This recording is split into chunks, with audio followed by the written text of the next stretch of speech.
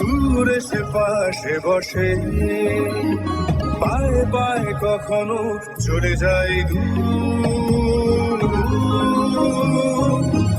এ জীবন উদযাপনের সুর, radio radio জাগো, এগিয়ে চলার সুর, রেডিও রেডিও জাগো।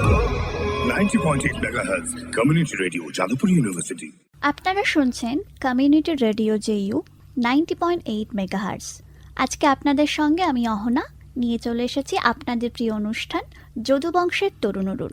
আজকে আমাদের সঙ্গে রয়েছেন আমাদের একটি বন্ধু আগমনী চক্রবর্তী, আমাদের যাদবপুর ইউনিভার্সিটির ইংলিশ ডিপার্টমেন্টের PG 1-এর ছাত্রী। তার পাশাপাশি ও গান করে, গান লেখে, গান শেখেও, ও নাটক করে। আমাদের যাদবপুর ইউনিভার্সিটি ড্রামা ক্লাবের সাথেও যুক্ত। নাটক ও লেখে এবং অনেক ধরনের ইনস্ট্রুমেন্টও প্লে করতে পারে। হারমোনিয়াম বাজাতে পারে, গিটার বাজাতে পারে, ইউকেলেলে বাজাতে পারে, মাউথ অর্গান বাজাতে পারে, কাহনটাও খানিক বাজাতে পারে বলেছে, আর ড্রাম শেখার একটা ইচ্ছে আছে। তো আগমনী, তোমাকে এখানে স্বাগত। থ্যাংক ইউ আমাকে এখানে নিয়ে আসার জন্য। আমি হারমোনিয়ামটাই ছোটবেলা শিখেছিলাম ভালো করে, গিটার, উকুলেলে, কাহন, মাউথ অর্গান যাই হোক সবই বাড়িতে বাড়িতে শেখা। আর গান, নাটক, কবিতা সবই মানে ছোটবেলা থেকেই খুব ভালোবেসে করে এসেছি। এখন যাদবপুরে পড়ছি, ভালো লাগছে, এইটুকুই। বেশ, এই যে সংস্কৃতির পরিমণ্ডলে এতগুলো বিষয়ের মধ্যে যাতায়াত, খানিকটা অগাধ জীবনানন্দের ভাষায় বলতে হলে, তো সেই যাতায়াতটা যদি আমাদের শ্রোতাদের শোনাও, যে শুরুটা কিভাবে হয়েছিল? শুরুটা মানে একেবারেই বাড়ি থেকে। মানে আমি যখন বড় হচ্ছি সহজ পাঠের কবিতা আমি মুখস্থ করছি, রবীন্দ্রনাথের গান অনেক ছোটবেলা থেকে শিখছি। সেখান থেকে মাও গান গাইছে, বাবাও গান গাইছে, মাও কবিতা লিখছে, বাবাও কবিতা লিখছে, মাও গল্প লিখছে, পদ্য লিখছে, বাবাও লিখছে। সেইখান থেকে বাংলায় লেখালেখি একটু শুরু করি, যে একটু ছোট গল্প লিখলাম, একটু খবরের কাগজে বেরোলো। তারপরে আস্তে আস্তে বাংলা লেখা ছেড়ে একটু একটু ইংরেজিতে লেখাও শুরু করলাম। সেটা প্রাথমিকভাবে ফিল্ম রিভিউ হতে পারে, কোনো গানের রিভিউ হতে পারে। তারপরে আস্তে আস্তে ছক ভেঙে যদি কোনো ছোট গল্প লেখা থাকে বা এরকম কিছু। গান তো ছিলই, গান তো শিখছি, গান তো করছি। নাটকটাও ওরকম একদিন হঠাৎ করে সৌমিত্র বসু আছেন বালিগঞ্জ অন্তর্মুখের দলের যে কর্ণধার, তো সৌমিত্র বসুর একটি ওয়ার্কশপে যাই। তারপরে ওরকম আস্তে আস্তে প্রতি রবিবার যেতে যেতে একটা আগ্রহ চলে আসে, তো নাটকটাও সেরকম ভাবে হয়ে যায়। কবিতা তো স্কুলে কতই আবৃত্তি করেছি, আবৃত্তি কি করে সেটাও শিখেছি। কিন্তু মা বাবা বাড়িতে যে সাংস্কৃতিক একটা আবহাওয়া সবসময়ই তৈরি করে রেখেছিল, সেইটাতে তো সবসময়তেই আছি। তো মানে পড়াশোনার থেকে বোধহয় পারলে এই গান, নাটক, কবিতা এইগুলো করতে পারলেই বোধহয় বেশি আনন্দ আমার মনে হয়। তো সেইখান থেকেই হয়তো হয়েছে এরকম একটা ব্যাপার। খুব সুন্দর একটা উত্তর বললে, যে বাঙালি বাড়িতে বেড়ে ওঠার সাথে সাথে লেখালেখিটা তো একটা খুব বেসিক একটা ব্যাপার। তো সেখানে আমরা একটা স্টিরিওটাইপ দেখি যে বাঙালি বাড়ির ছেলেমেয়েরা কবিতা লিখতে লিখতে বেড়ে ওঠে। তো সেই স্টিরিওটাইপটা ভেঙে তুমি তো নাটক লেখো, তো মানে এই একটা ছক ভেঙে ফেলার যে ব্যাপারটা, সেইটাতে কিভাবে এলে এটা যদি একটু বলো।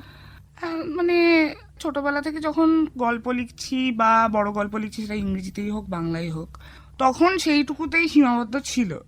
তারপরে যখন শিখতে শুরু করলাম যে নাটক কি, মানে আমি অভিনয় কেন করছি, তাহলে স্টেজ কেন, তাহলে আলো কেন, তাহলে কস্টিউম কেন, তাহলে প্রপস কেন, তারপরে ড্রামা ক্লাবে আসার পর যেটা দেখলাম সেটা হচ্ছে, হ্যাঁ অভিনয় করার প্রচুর লোক আছে, বা আলো করার প্রচুর লোক আছে, মেকআপ শেখানোর প্রচুর লোক আছে, বা আগ্রহী হয়ে কস্টিউম বানানোর বা সেট বানানোরও প্রচুর লোক আছে। কিন্তু যদি আমার কাছে টেক্সটটাই না থাকে তাহলে আমি করব কি করে? তো সেই রকম ভাবনা থেকেই মানে প্রথম যখন আমাদের ফার্স্ট ইয়ারে নাট্য ভাবনা হয়, সেটা ড্রামা ক্লাবের একটা ইভেন্ট, মানে inter department street play competition. সেইখানে আমাদের ইংরেজি বিভাগের সমস্ত বন্ধু বান্ধবরা মিলে আমরা একটা নাটক লিখি, NEP বিরোধী একটা নাটক। তো সেইটা সবাই মিলে লেখার পর আরো অনেক স্ট্রিট প্লেগুলো আস্তে আস্তে আমরা অনেকে মিলে লেখা শুরু করেছিলাম। তারপরে ইভেনচুয়ালি আমার মনে হলো যে আমাদের ড্রামা ক্লাব থেকেও কিছু মানে অরিজিনাল প্রোডাকশন তো ডেফিনেটলি হওয়া উচিত। তো উদ্যোগী হয়ে ওই একটা নাটক লিখেছিলাম, যেটা এক্স্যাক্টলি স্টেজ প্লে ছিল না বা প্রসেনিয়াম ছিল না, সেটা একটা স্পেসিফিক নাটক ছিল। তো সেটা বিবেকানন্দ হলে হয়, TW নামের, ফুল ফর্মটা ট্রিগার ওয়ার্নিং। তো ট্রিগার ওয়ার্নিং পরে আরও বড় করে বড় স্কেলে প্রসেনিয়ামে হয়, এবং তারপরে আমি আরও চাঁদবুটকাই বলে যে নাটকটা হয় সেটা লিখি, চাঁদবুটকাই 2.0 বলে আরেকটা এলিভেটেড ভার্সন হয় সেটা লেখা হয়। তো হ্যাঁ, মানে আমার খুব মানে চরিত্রদের নিয়ে খেলা করতে খুব ভালো লাগে। মানে যদি আমি ভাবি যে আমি এরকম কোনো একটা নাটক লিখবো, তাহলে আমি যখন মানে ক্যাম্পাস থেকে বাড়ি যাচ্ছি বা অন্য কোথাও যাচ্ছি, তখন সাধারণ মানুষের আলোচনা বা বন্ধু বান্ধবদের মধ্যে যদি এরকম কোনো বক্তব্য থাকে যেটাকে নাটকের একটা ডায়ালগ হিসেবে কনটেক্সচুয়ালাইজ করা যায়, এরকম অনেক মানে উৎপটাং ভাবনাও আমার মাথায় আসে আর কি। তো এটা একটা খুব মজার খেলা বলে আমার কাছে মনে হয়। নাটক লিখতে আমার খুব মজা লাগে, মানে আমি অনেক রকম এক্সপেরিমেন্ট করতে পারি লিখতে লিখতে আর কি। বেশ। তো এই একবিংশ শতাব্দীতে দাঁড়িয়ে তোমার কি মনে হয় যে প্রতিবাদের ভাষা হিসাবে নাটক বা থিয়েটার জিনিসটা ঠিক কতটা রেলেভেন্ট? মানে আমাদের এখন বাংলা থিয়েটারে যত রকম মানে ভালো প্রোডাকশন হচ্ছে, আমি প্রায় সবই দেখার চেষ্টা করছি। সেই জায়গায় দাঁড়িয়ে আমার মনে হয় প্রতিবাদের ভাষা কিভাবে নাটকে উঠে আসছে সেটা অনেকটা ডিপেন্ড করছে অডিয়েন্সের ওপরে। আজকের দিনে দাঁড়িয়ে আমার বয়সী যারা বন্ধু বান্ধব, তারা কিন্তু সবাই নাটক দেখতে যাচ্ছে না, বা তারা সবাই নাটক নিয়ে অতটা আগ্রহী হয়তো নয়। তার একটা মেন কারণ হয়তো সেটা বাংলা নাটক বলে। উড়ন্ত তারাদের ছায়া বলে আমি একটা নাটক দেখেছি রিসেন্টলি, বা দেবেশ রায়চৌধুরীরও একটু নাটক দেখলাম, কোথাকার চরিত্র কোথায় রেখেছো। সেটিও একটি মানে অ্যাবসার্ড রিয়ালিস্ট নাটক, মানে ডাইরেক্টলি না হলেও ইনডাইরেক্টলি প্রতিবাদের ভাষাটা তুলে আনছে। সেইটা কিন্তু আমার বয়সী আমাদের কারোর কাছে রিচ করছে না। মানে আজকে দাঁড়িয়ে আমি সেই ব্যাপারে অবগত হয়ে আমি হয়তো সেটাকে লিখতে পারছি বা সেটা নিয়ে কথা বলতে পারছি, কিন্তু কাজ হলেও সেটার কতটা রিচ হচ্ছে সেটা কিন্তু আমরা ঠিক জানতে পারছি না বলে আমার মনে হয়। তো প্রতিবাদের নাটকের কথা যখন এলো, তখন তুমি কোনো একটা প্রতিবাদী নাটকের দৃশ্য আমাদের যদি একটু শোনো। প্রতিবাদী নাটক মানে কোট আনকোট প্রতিবাদী যদি বলতে হয়, তাহলে প্রতিবাদী নাটকের মধ্যে মানে আমি যে লিখেছিলাম আমাদের যে ট্রিগার ওয়ার্নিং নাটকটা বা চাঁদবুটকাই নাটকটা, দুটোরই মধ্যে কোনো রকম ভাবে প্রতিবাদের ভাষা উঠে এসছে। মানে ট্রিগার ওয়ার্নিং এর নাটকটায় আমরা মেনলি নারী নির্যাতন এবং মানে একেবারেই women empowerment, but at the same time একটা প্রচণ্ড আইরনিক এবং একটা অ্যাবসার্ড টেক নিয়েই দেখানোর চেষ্টা করেছি। মানে যদি মেল গেজ দিয়ে একটা নারী নির্যাতনকে দেখানো হয় তাহলে কীরকম হতে পারে, সেইটা একটা ফর্মে আনতে চেয়েছি। তো সেই নাটকটা মানে ট্রিগার ওয়ার্নিং যে আমরা লিখেছিলাম, সেইখানে আমার চরিত্রর নামটি ছিল মেয়ে, শুধু মেয়েই ছিল। আচ্ছা। তো তার একটি মনোলগ আমি পড়ে শোনাতে পারি, মানে বলতে পারি আর কি। একদম। কি দেখছেন? চমকাচ্ছেন না নিশ্চয়ই? আর চমকাবেনই বা কেন? পুরাণ, ইতিহাস বা উল্টো পুরাণ, আমাদের জায়গা ওই ওখানেই।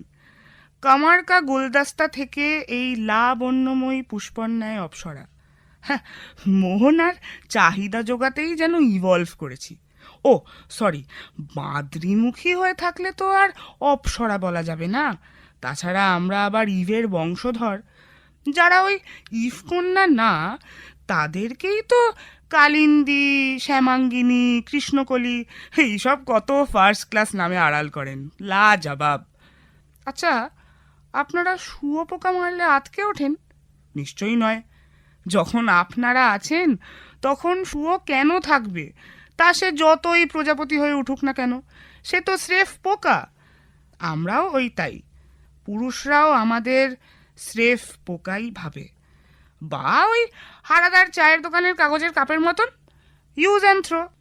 সেই জন্যই এখনো হয়তো ক্যালিফোর্নিয়া থেকে বোম্বে পর্যন্ত আমরা দেখি Isabel crystal as a glass but is odd for reading books. আর লেলার সাথেও সবাই মিল্লা আকেলাই পছন্দ করে। বেশ সুন্দর একটা জায়গা তুমি তুলে ধরলে। একদম কি বলবো, চলতে থাকা সমাজের একটা প্রতিচ্ছবি বলা যায়। তো তুমি একটু আগে বলছিলে যে নাটক লেখার শুরুটা এই ভাবনা থেকে যে নাটক লেখার লোক নেই। হ্যাঁ, তো এই এখন বাংলার পেশাদারি থিয়েটারের কথা যদি আমি বলি, তো তোমার কি মনে হয় যে এখন সেই পরিস্থিতি রয়েছে যেখানে একজন মানুষ শুধু নাট্যকার হিসাবে বা নাট্য রচয়িতা হিসাবে সার্ভাইভ করতে পারেন, মানে আমি ফাইন্যান্সিয়ালি সার্ভাইভ করার কথা বলছি? আমার ব্যক্তিগতভাবে মনে হয় একটু কঠিন, হুম। কারণ আমি আজকে শুধুমাত্র একটা টেক্সট লিখলাম, কিন্তু আমি যদি আজকে নাটকটা ডিরেক্ট না করতে পারি তাহলে আমার নিশ্চয়ই একজন ডিরেক্টরের সাহায্য দরকার, এবং একটা গোটা নাটকের দল, একটা গোটা প্রোডাকশন নামানোর জন্য যতজন লাগে, সেটা একদম মানে স্টেজ থেকে যে কার্টেনটা খুলছে, কার্টেনটা তুলছে থেকে একদম লাস্টে যে লোকটা ম্যাটাডোর করে সমস্ত সেট আমার বাড়িতে নিয়ে আসছে বা রিহার্সাল স্পেসে নিয়ে যাচ্ছে, সবার দরকার।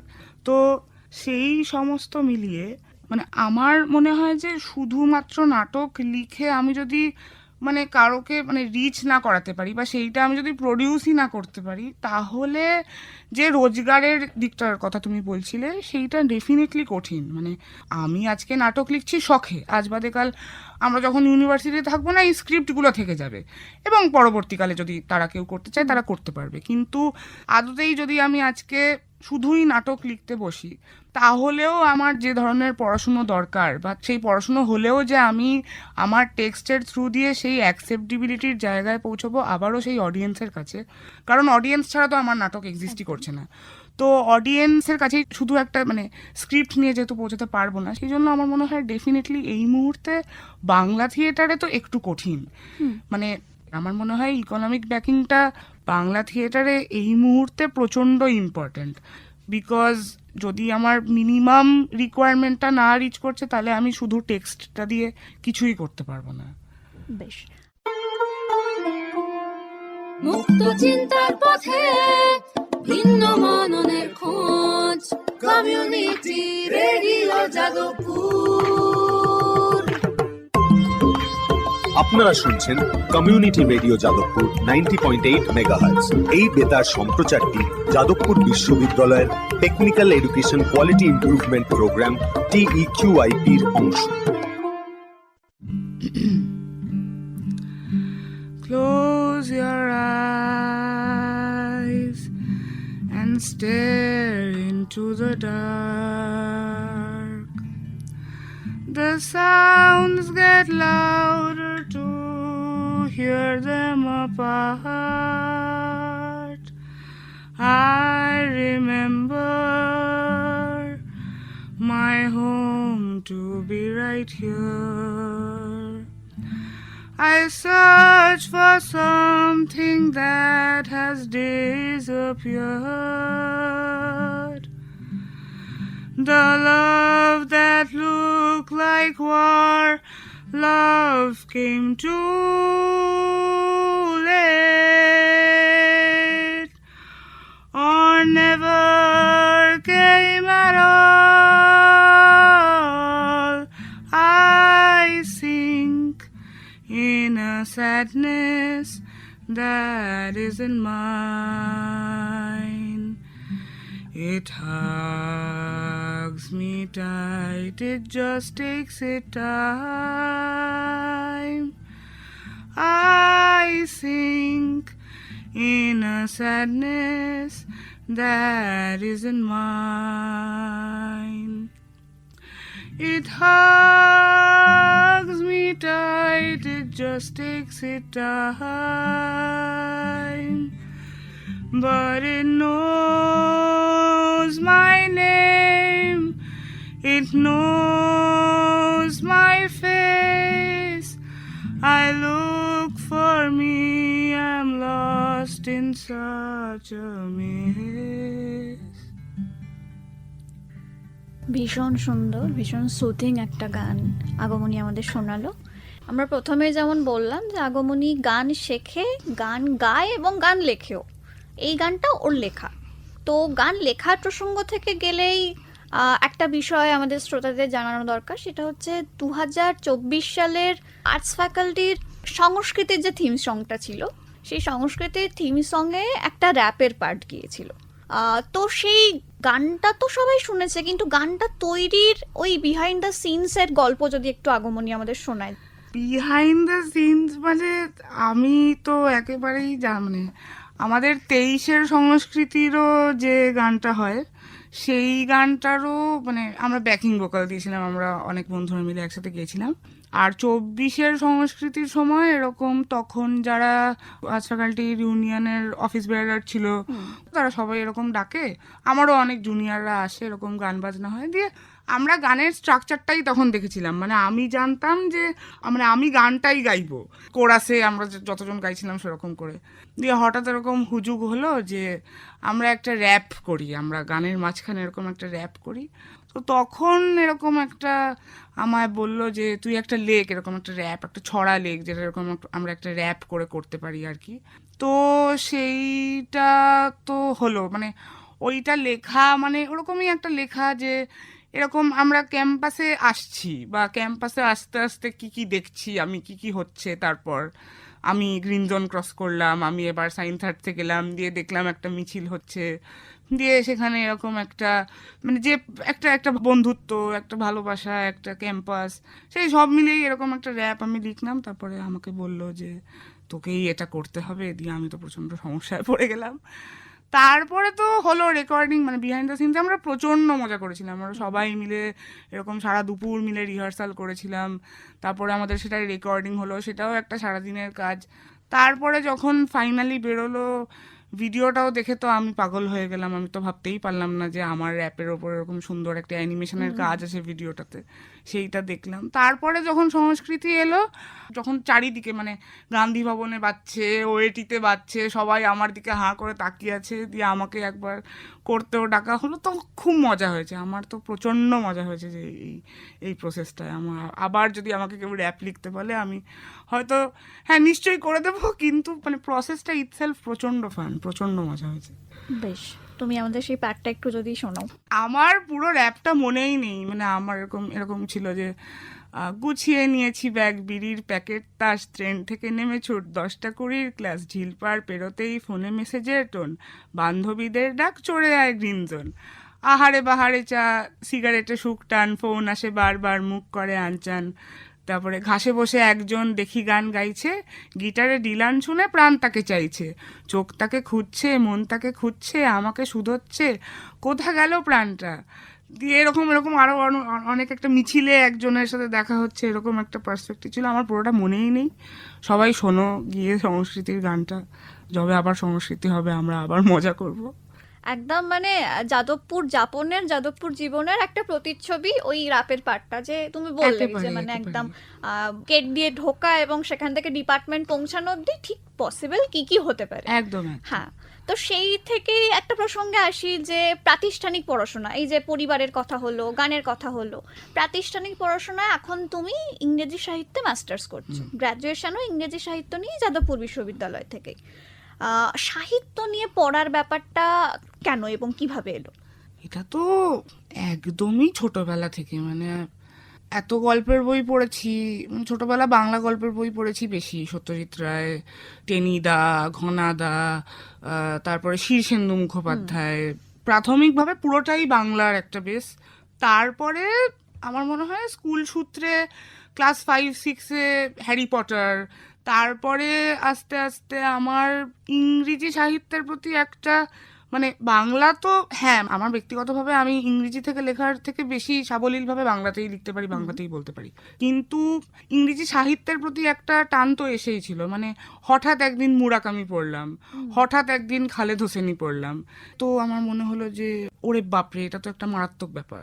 তো তারপরে আস্তে আস্তে সেখান থেকে ইংরেজি বই অনেক পড়া শুরু করলাম, ইংরেজি লেখা, ইংরেজি সিনেমা, গান, সেই গানের লিরিক্স কি বলতে চাইছে, কেন সেই গানটা লেখা হচ্ছে, বা গল্প বা উপন্যাসের ক্ষেত্রেও তাই।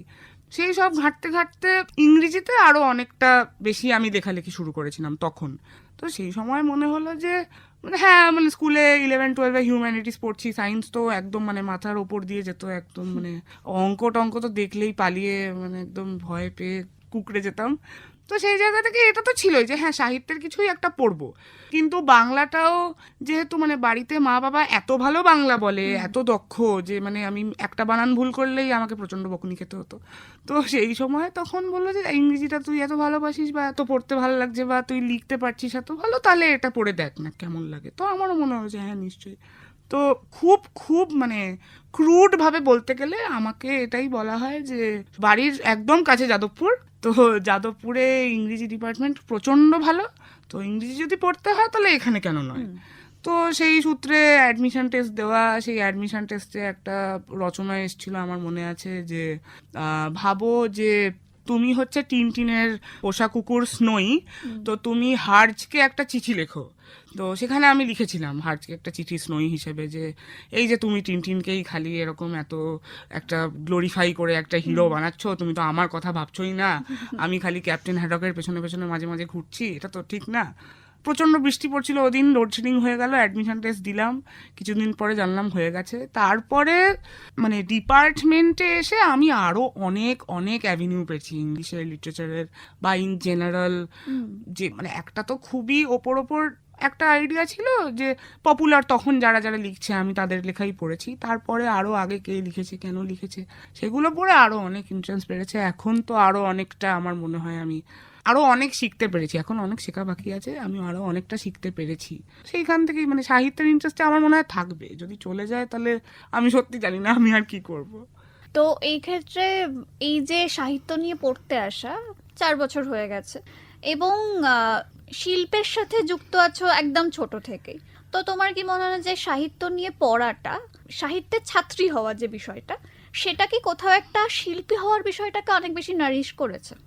হ্যাঁ নিশ্চয়ই করেছে। মানে আজকে আমি ডিভাইন কমেডি যখন পড়ছি, তারপরে আমার মনে হচ্ছে যে ডিভাইন কমেডি নিয়ে একটা নাটক লিখলে কেমন হয়, বা ডিভাইন কমেডির এই ডায়ালগটা নিয়ে যদি একটা গান হয় তাহলে সেটা কিরম হতো।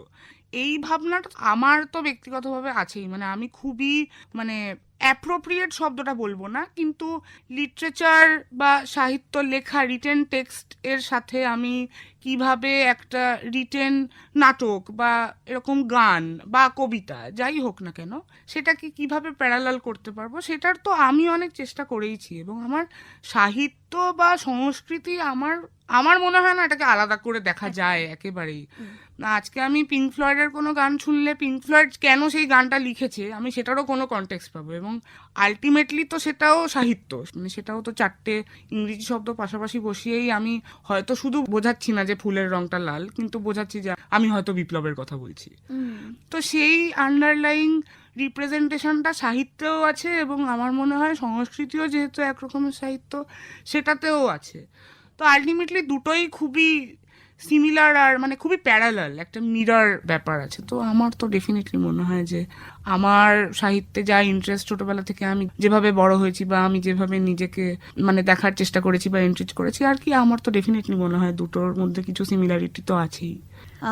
সাহিত্য নিয়ে পড়ার কথা যখন এলো, প্রথমে বললাম যে বাঙালি বাড়ির ওই স্টিরিওটাইপটা থাকে যে বাঙালি বাড়ির ছেলেমেয়েরা কবিতা লেখে, তো তুমিও নিশ্চয়ই লিখেছো কোনো একটা বয়সে কোনো একটা সময় কবিতা, তো আমাদেরকে একটা কবিতা যদি শোনাও তোমার লেখা। কবিতা আমি খুবই কম লিখেছি। আমার যে অরিজিনাল গানটা গাইলাম ওটা আমাদের একটা ডিপার্টমেন্টের অ্যাসাইনমেন্টের কাজ ছিল, তো সেই অ্যাসাইনমেন্টেরই একটা রিসাইটাল ছিল, মানে সেটা এক্স্যাক্টলি গান নয়, ওটা কবিতাটাকেই পড়ে শোনানো, পেছনে মিউজিক ছিল। তো সেইটারই 2-3টে প্যারাগ্রাফ পড়ে শোনাচ্ছি। সবাইকে আহ্বান জানিয়ে আজকের সাম্প্রতিক প্রচার শুরু করছি। আবহাওয়া আজ শীতল, বিশ্ব উষ্ণায়নের কারণে বাতাসে বাড়ছে ধুলো। এখন আপনার বাড়ি থেকে 2 পাড়া পেরিয়েই বড় রাস্তা, পলিউশনের কারণে শুধু কয়েকটা গাড়ির আওয়াজ শুনতে পাচ্ছেন। এখন সকাল 10:32। সাইরেনের শব্দ শুনে ভয় পাবেন না, রয়েছে ভারী বোমা বর্ষণের পূর্বাভাস। সমগ্র বিশ্ব কাঁপিয়ে এগিয়ে আসছে যুদ্ধ। 1 ফ্লাস্ক গরম কফি বানিয়ে যখন আপনি বাড়ি থেকে বেরোবেন, সাবধানে, আপনার জীবনের কোনো নিশ্চয়তা নেই, আজ যুদ্ধ হওয়ার সম্ভাবনা রয়েছে। ফুটপাতে বসে থাকা ভিখিরিদের দেখে আপনার গা গুলিয়ে না উঠলেও আজ যুদ্ধ থামবে না। গলা চুলকে নিয়ে সিগারেটটা না খেলেও, গরম কম্বল ছেড়ে দিয়ে ভোর 6টায় আপনার চাকরিটা আপনি করতে বেরোলেও আজ যুদ্ধ থামবে না, আজ যুদ্ধ থামছে না, আজ যুদ্ধ থামছে না। এটা প্রথম 3টে প্যারাগ্রাফ, এটার আরও কয়েকটা প্যারাগ্রাফ আছে এবং ওই অ্যাসাইনমেন্টটা ইউটিউবে আপলোড করা আছে আমার বাকি 3টে গান সহ। আমার সাথে আমার আরও 2জন বন্ধু এটাতে হেল্প করেছিল, গিটারে ছিল কুশল আর কাহনে ছিল সায়ক। তো এই কবিতাটা মেনলি যুদ্ধ বিরোধী, কিন্তু আমি তার কিছুটা প্যালেস্টাইনের কথা তুলে রাখার চেষ্টা করেছি এটার মধ্যে। তো কবিতা তো খুবই কম লেখা হয়, এটা তার মধ্যে একটা। একদম যুদ্ধবিরোধী একটা আবহে আমরা চলে এলাম, খুব সিরিয়াস একটা আবহে। তো এই সিরিয়াসনেসটা কাটাতে একটা প্রশ্ন করি, তোমার এখানে এসে আজ কেমন লাগলো? আমার তো খুব মজা লাগলো, মানে আমাকে তুমি যেভাবে একটা তুলে ধরার চেষ্টা করলে যে আমি এত কিছু পারি, আমি জানি না আমি কত কিছু পারি। আমি রোজ শিখছি, আমি প্রতি মুহূর্তে শিখছি এবং শেখার কোনো শেষ হয় না। আমি রোজ পড়ছি, রোজ কিছু না কিছু জানছি। তার মধ্যেও যে আমি যা নিয়ে এক্সপেরিমেন্ট করছি বা যা নিয়ে মজা করছি সেটা তুমি জানতে চাইলে বা তোমরা সবাই জানতে চাইলে বা আমাকে এই সুযোগটা করে দিলে এখানে আসার জন্য, আমি খুব খুব থ্যাঙ্কফুল। Thank you. আমার খুব মজা হয়েছে আজকে। You are most welcome. এবার আমরা তো আড্ডার একেবারে শেষের দিকে চলে এসেছি, তো তুমি আমাদের একটা গান শোনাও, আমরা গান দিয়ে আজকে আড্ডাটা শেষ করি। বেশ, আমি মুহিনের ঘোড়াগুলির নীল সাগরে গানটা গেয়ে শেষ করছি।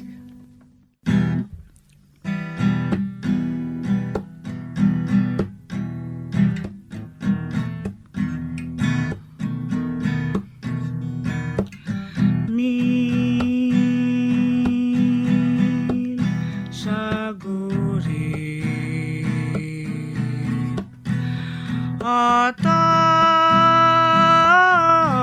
অতল গভীরে গান ছিল রে আর কত গান গায় তোমার আকাশে আমার মনের পাখি অসহায় হয়ে কেন ডানা ঝাপটায় তোমার আকাশে আমার মনের পাখি অসহায় হয়ে কেন ডানা ঝাপটায় রঙিন আতশবাজি ছোট ছোট স্মৃতি সব ভিড় করে আকাশে আবার মেলায় হায় হায় দিন যায় রাত যায় সব যায় তবু আমি বসে থাকি তোমার আশায়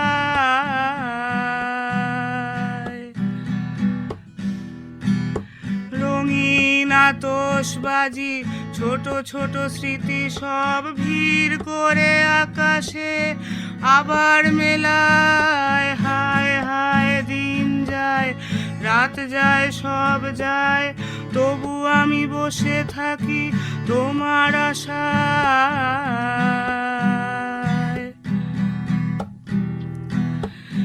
নীল সাগরে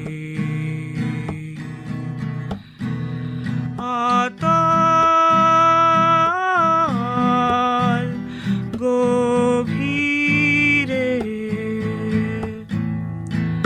সোনালি ঝিনুক কত স্বপ্ন ছড়ায় তোমার গভীরে আমার ডুবুরি মন মনের মুক্তটাকে খুঁজে বেড়ায় তোমার গভীরে আমার ডুবুরি মন মনের মুক্তটাকে খুঁজে বেড়ায় তোমার গভীরে আমার ডুবুরি মন মনের মুক্তটাকে খুঁজে বেড়ায়। আপনারা এতক্ষণ শুনছিলেন যদুবংশের তরুণ অরুণ।